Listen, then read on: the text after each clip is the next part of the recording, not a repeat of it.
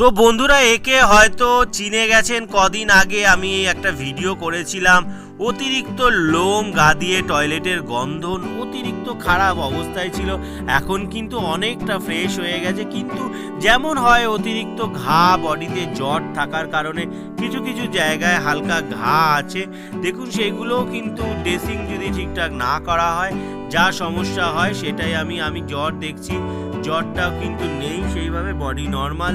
আর ওতে অনেক দিন যদি লোম টোম না কাটানো হয়, লোম পরিষ্কার না করানো হয়, একটুখানি ওরা কিন্তু শক হয়, শক পায়। তো সে কারণে বলবো বন্ধুরা, আপনারা ওদের কাছে থাকুন আর লোমে এত জট হতে দেবেন না। রেগুলার বেসিকে আপনারা ব্রাশ করান আর লোম কাটান, তাহলে ওরা ভালো থাকবে, ওরা হ্যাবিচুয়েট হয়ে যাবে। আর দেখুন কতটা পরিষ্কার আছে। আগের ভিডিওটা দেখে নেবেন, তাহলে বুঝতে পারবেন কি অবস্থায় ছিল।